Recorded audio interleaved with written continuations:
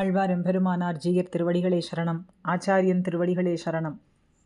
மந்தோதரி சதுஸ்லோகியிலே இரண்டாவது ஸ்லோகத்தை இன்று அனுபவிக்க உள்ளோம். வியக்தமேஷ மகாயோகி பரமாத்மா சனாதனஹா அநாதி மத்திய நிதனோ மகதா பரமோ மகான்னு. வியக்தமேஷோ அப்படின்னு சொல்கிறதுனால முதல் ஸ்லோகத்திலே நமக்கு என்ன காட்டி கொடுத்தாள்? இந்த லீலா விபூதியிலே, இந்த மண்ணுலகத்திலே எல்லோரோடும் ஒன்றாக கலந்து நிற்கிறவர் இவர். சேத்தன விஷயங்களோ அச்சேத்தன விஷயங்களோ அப்படி எல்லாவற்றுக்குமே வேறுபட்டவராய் இருக்கின்றார் என்று சொல்றார். அறிவுள்ள ஜீவர்களாகட்டும் இல்லை அறிவற்ற பொருள்களாகட்டும் எல்லாவற்றையும் காட்டிலும் வேறுபட்டவர் இவர் பரமாத்மா என்று காட்டுகின்றார். தேவதாந்திர விஷயம் விசாரமான போது அது தெரியாமல் இருந்தது. இவர் பகவானா அல்லது வேறு தெய்வமா அப்படின்னு ஒரு விசாரம் வந்தது. அப்போது அந்த விசாரத்துக்கு பதில் கிடைக்காமலே அலைந்து திரிந்தார்கள். பகவத் விஷயத்திலே வந்தபொழுது பிரகாசமாக தெரிந்தது. ததாமி புத்தி யோகம் தம் அப்படின்னு எம்பெருமான் தானே தன் வாக்கால சொன்னான். என்னை அடைவதற்கு உறுப்பாக இருக்கக்கூடிய அந்த அறிவை நானே அளிக்கின்றேன். ததாமி புத்தி யோகம் தம், என்னை நீர் அடைய வேண்டும் அப்படின்னு சொன்னால் அதற்கு தகுந்ததான புத்தி, அந்த புத்தியை நானே உமக்கு அளிக்கின்றேன். அதைத்தானே ஆழ்வாரும் நமக்கு காட்டினார். அறியாதன அறிவித்த அத்தா அப்படின்னு ஞானத்துக்கு உருவாய் இருக்கக்கூடியவனே அப்படின்னு காட்டினார். நாவினுள்ளே நின்று மலரும் ஞான கலைகளுக்கெல்லாம் ஆவியும் ஆக்கையும் தானே. இனியறிந்தேன் ஈஸ்வருக்கும் நான்முகருக்கும் தெய்வம், இனியறிந்தேன் எம்பெருமான் உன்னை அப்படின்னு சொல்றபடியும் நான்முகன் திருவந்தாதி பாசுரத்தின்படியும் இத்தனை போது அறிந்திலேன், இப்போது அறிந்தேன். இத்தனை நாட்கள் நான் உம்மை அறிந்திலேன், ஆனால் இப்போ நன்னா தெரிந்து கொண்டேன். அப்படி கண்ட உடனே கண்டவாற்றால் தனதே உலகென நின்றான். இதுவரைக்கும் உன்னை அறியவில்லை, ஆனால் இப்போ தெரிந்த பிறகு இப்போ உன்னை நன்னாக தெரிந்து கொண்டேன். தெரிந்த உடனே கண்ட உடனே நீயே உலகம் என நின்றாய் அப்படின்னு சர்வ லோகேஸ்வரகா சாட்சாத்துன்னு சொல்கிறபடிக்கு எம்பெருமான் பெரியவனாக ஆகி நின்றான். அசோகவனத்திலே சீதா பிராட்டியை பார்த்த திருவடியானவர் என்ன சொன்னார்? தேவரீர் ருத்ரமருத் வசுக்களிடைய தேவதையா, இல்லை சந்திரனை பிரிந்து வந்திருக்கக்கூடிய ரோஹிணியா, இல்லை வசிஷ்டரை பிரிந்து வந்த அருந்ததியா அப்படின்னெல்லாம் இவருக்கு சந்தேகம் வந்தது. அப்புறம் பல யுக்திகளாலே இவள் சீதா பிராட்டி அப்படின்னு அறுதியிட்டார். அதுபோலே கண்டபோதே இவர் பெருமாள் ராமபிரான் அப்படிங்கிறதும் இவரே பரவஸ்து என்றும் நான் அறுதியிட்டேன் என்று மண்டோதரி சொல்கின்றாள். மம வியக்தம் மயாஜ்ஞாதம் அப்படின்னு பாரதத்தில் சொல்லக்கூடிய வரிகளின்படி திரௌபதியை போல சொல்கிறாளாம் மண்டோதரி. இங்கே மகதாபதி சம்பிராப்தே ஸ்மர்த்தவ்யோ பகவான் ஹரிஹி அப்படின்னு ஒரு சமயத்தில் பகவான் வசிஷ்டர் சொல்லி வைத்தார். மகா ஞாத்தம், இவன் மகா யோகி என்று நான் தெரிந்து கொண்டேன். பரமாத்மா இவன் மகா யோகியானவன் என்று நன்னாக தெரிந்து கொண்டேன், அறிந்தேன் அப்படிங்கிறத நினைத்தேன்னு சொல்கிறது. சகி தேவைரு தீர்ணஸ்ய ராவணஸ்ய வதார்த்திபிகி விஷ்ணு சனாதனகான்னு ராவண வதத்தை வேண்டினார்கள் தேவர்கள்லாம் பிரார்த்தித்தார்கள் எம்பெருமான் விஷ்ணுவின் இடத்திலே. அப்படி தேவர்களினுடைய பிரார்த்தனைக்கு ஏற்ப இந்த லோகத்திலே மனித உருவாய் படாதனப்பட்டு மனுஷருக்காயின்னு சொல்கிறபடி ராமனாக பிறந்தான் எம்பெருமான். வேண்டி தேவர் இறக்க பிறந்ததுன்னு ஆழ்வார் காட்டுறார் திருவாய்மொழி பாசுரத்திலே. அப்படி தேவர்கள் வேண்டியதனாலே பிறந்தார் அப்படின்னு தேவரகசியமும் இன்னும் வெளியானது அப்படின்னு காட்டுறாள். அப்படி வரவிரோதம் வரும் என்று அப்படின்னு பிரம்மன் தந்த வரம் கூட பொய்யாகும்னா எப்படி பொய்யாகும்? நம்ம யார் அப்படின்னு முன்னமே காட்டிவிட்டால் பிரம்மன் கொடுத்த வரம் கூட பொய்யாக போகிவிடும். அதனால ராவணன் மாண்டு போனான் அப்படிங்கிறதுக்குனால இப்போ அந்த விஷயங்கள்லாம் தேவ ரகசியம், இவர் பெருமாள் அப்படிங்கிற விஷயமெல்லாம் இப்போது வெளியானது. சரி, எப்படி வெளியானது? வெளியானதுன்னு சொல்றீர், எப்படி வெளியானதுன்னா, ஏஷகா மகாயோகி பரமாத்மா சங்க சக்கர கதாதரகா நித்யஸ்ரீஹின்னு இந்த ராமன் இருக்கானே, அவன் மகா யோகியானவன், பரமாத்மா, சாக்ஷாத் விஷ்ணு என்பது தெளிவானது. வேறு எவராலுமே ராவணனை கொல்ல முடியாது. ஆராணுமல்லன் அறிந்தேன் அவனை நான் என்று சொல்றபடிக்கு சிறிய திருவடல் திருமங்கையாழ்வார் சொன்னதுபடிக்கு யாரும் அல்லன், அறிந்தேன் அவனை நான், உமக்கரிய கூறுகேனோ அப்படின்னு உமக்கு சொல்றேன் கேள், ராவணனுக்கும் பிறருக்கும் அறியும்படி சொல்றாளாம் இவள். இப்போ போய் பிணமா கிடக்கிறவனுக்கு எதுக்காக சொல்லணும்? என்னால் கணவனை பிரிந்திருக்கக்கூடிய பெண்களும் கணவனை இழந்த பெண்களும் கணவன் எதிரில்லாத சமயத்திலும் கூட அவர்கள் இருக்கிறது மாதிரி நினைத்து பாவித்து கொண்டு சொல்லுவார்களாம்.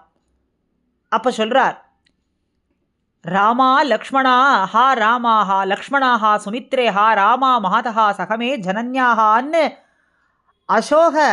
அசோகவணிகையிலே லங்கையிலே பிராட்டி மால்யவானில் இருந்த பெருமாளையும் முகில்வண்ணா தகுவதோ தகவிலையே நீ கண்ணான்னு ஆழ்வார் சொல்றார். இது தகவா? இப்படி நீ செய்றியே, இது தகவா? இது ஏற்புடையதா? அப்படின்னு ஆழ்வார்கள்லாம் தங்கள் ஊரிலே இருக்கக்கூடிய ஆழ்வார்கள்னா நாய்ச்சி பாவத்தில் அப்படி அந்த திருப்பதிகளில் இருக்கக்கூடிய பெருமாளைத்தானே சொன்னார்கள், நோக்கி சொன்னார்கள். தாரையும் வழிபட்டு இறந்து கிடக்கிற போது அவனை பார்த்து சொல்றார், பாணர்களிலே சிரேஷ்டனானவன், ஆனா உன்னை போன்ற பேரரசர்கள்லாம் தரையிலே படுத்து கிடக்கிறதா? எழுந்து உயர்ந்த படுக்கையிலே படு, இந்த பூமி உனக்கு என்னை விட இனிமையான மனைவியாக இருப்பாள் போலும், அதனால தான் இப்போ நீ என்னை விட்டு விட்டு அவளை தழுவி கொண்டிருக்கிறாயோன்னு கிஷ்கிந்தா காண்டத்தில் சொல்லக்கூடியது, ராமாயணத்தில் வரக்கூடிய ஸ்லோகத்தினுடைய அர்த்தம்.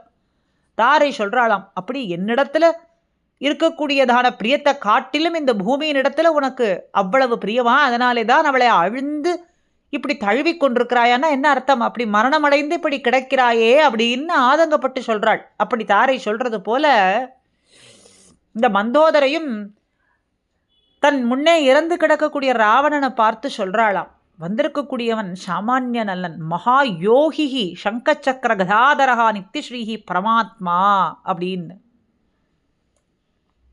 அப்படி ஏஷ பரமாத்மா நித்யஸ்ரீஹி லோகானாம் ஹித காமியா சராட்சச பரிவாரம் ஹதவாம்ஸ்தவம் மகாத்யுதிகின்னு, இவனே பரம்பொருள், நித்யஸ்ரீயை உடையவர், மகா தேஜஸு உடையவர், உலக க்ஷேமத்துக்காக உன்னை படைகளோடு இப்போ உன்னை முடித்து விட்டிருக்கிறார். ஏஷகா அப்படின்னா இவர் மானுஷம் வபுரா சாத்திய, மனிதன் ஷட்டையிட்டு கொண்டு வந்திருக்கார், மறைத்து கொண்டு வந்திருக்கார். இவர் பரமாத்மா, ஆனால் வந்திருக்கிறதோ மனுஷன்கிற ஷட்டைய போர்வையை போத்தி கொண்டு வந்து எழுந்தருளி இருக்கார் இங்கே ஏஷகா. அப்படி அதர்மத்தை வேறறுத்து தர்மத்தை ரட்சிக்கும் பொருட்டுக்கு வந்து அவதரித்த எம்பெருமான் தர்மத்தை நிலைநாட்ட பிறவி எடுக்கிறேன் அப்படின்னு கீதையிலே சொன்னபடிக்கு ஜனங்களுக்கு தர்மத்தை காப்பவன் அப்படின்னு வனத்தில் இருக்கக்கூடிய ரிஷிகளுக்கெல்லாம் தர்மத்தை கொடுத்தார். லங்கையே செல்வமான இந்த பொருளை விபீஷணனுக்கு கொடுத்தார். ஜடாயுவுக்கு மோட்சத்தையே நீ அடைவாய்னு மோட்சத்தை கொடுத்தார். வாலிக்கும் மோட்சத்தை கொடுத்தார். சுக்ரீவனுக்கு ராஜ்யத்தை கொடுத்தார். இப்படி அறம் பொருள் இன்பம் வீடுன்னு சொல்லக்கூடியதான புருஷார்த்தங்கள் நாளையும் கொடுத்து முடித்த உடனே தனித்து நிற்கிறார். கைவல்யத்தையே தந்து நிற்கிறார். தனித்து நிற்கிறதுங்கிற கைவல்யத்தையே கொடுக்கிறார். கரன் வாலி முதலானவர்களை கொன்று கடலிலே அணை கட்டி லங்கையை அழித்து ராவணனை கொன்று அதிமானுஷ சேஷ்டிதங்களை எல்லாம் பண்ணி ஒன்றும் அறியாதது போல நிற்கிறாரே. இதெல்லாம் மனிதர்கள் செய்யக்கூடிய காரியமானா? மனிதருக்கு செய்ய நினைப்பதற்கே அரிதாக இருக்கக்கூடிய காரியமானா அப்படிப்பட்ட காரியத்தை எல்லாம் மனித உருவிலே வந்து செய்துவிட்டு ஒன்றும் அறியாதவரை போல நிற்கின்றாரே. என் பெரு மேன்மையை அறியாமல் மனித உருவிலுள்ளபடியால் என்னை மூடர்கள் அவமதிக்கின்றார்கள் அப்படின்னு கீதையினுடைய பொருள். என்னுடைய மேன்மையை அறியாமல் நான் மனித உருவிலே வந்ததனாலே மூடர்கள்லாம் என்னை அவமதித்து பேசுகின்றார்கள். அப்படி அவர்கள்லாம் பேசும்படிக்கு ஆசிரித சௌகார்த்தியமாக தாழ விட்டிருக்கக்கூடிய நீர்மை, அவனுடைய சௌலபியம், எளிமை, இப்படியெல்லாம் நினைக்கும்படிக்கு எளியராய் இருக்கார் இவர். சரி, இப்படி எளியராய் இருக்கக்கூடியவர் யார் அப்படின்னு கேட்டீர்னா மகா யோகி. அவர் சாமானியவர் அல்ல. சமஸ்த கல்யாண குணாத்மகோசௌ அப்படின்னு சொல்றதுபடி கணக்கிலே அடங்காதபடியான திவ்ய குணங்களையெல்லாம் உடையவர்.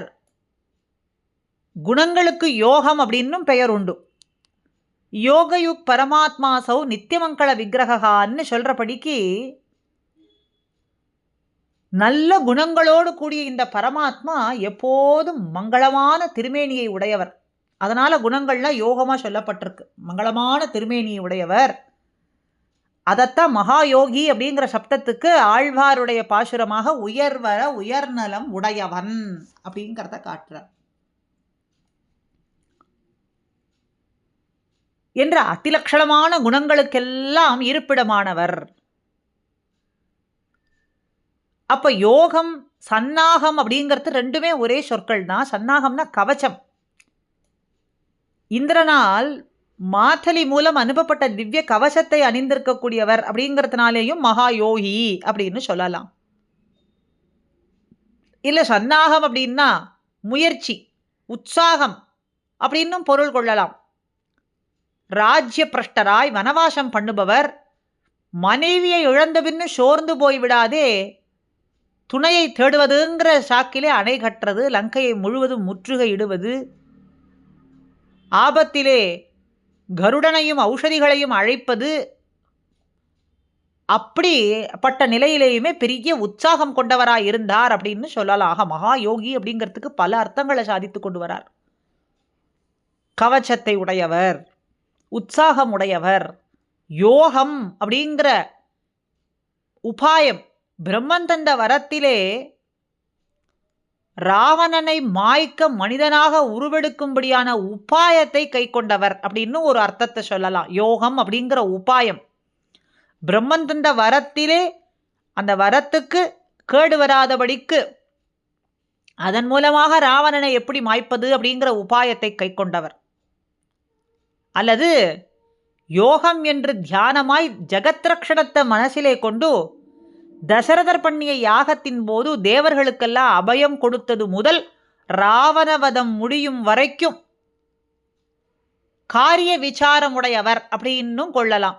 முனியே அப்படின்னு ஆழ்வார் காட்டுறார் 10ஆம் பத்திலே. முனியே நான்முகனே முக்கண்ணப்பா அப்படின்னு அந்த முனியேன்னு காரிய விசாரம் உடையவர் அப்படின்னும் அர்த்தம் கொள்ளலாம்.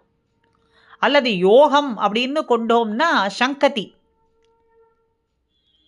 துணை இல்லாதவனுக்கு காரியமாகையாலே ஹனுமானோ சுக்ரீவனோ விபீஷணன் முதலானவர்களினுடைய சகாய சங்கதியாய் இருந்தவர் அப்படின்னு ஒரு அர்த்தம். அதாவது யோகம் அப்படின்னா யுத்தி, மற்றவர் சொல்லும் பட்சங்களை யுக்தியோடு பேசி அந்தந்த பட்சங்களை களைந்து தள்ளியவர் அப்படின்னு அர்த்தம்.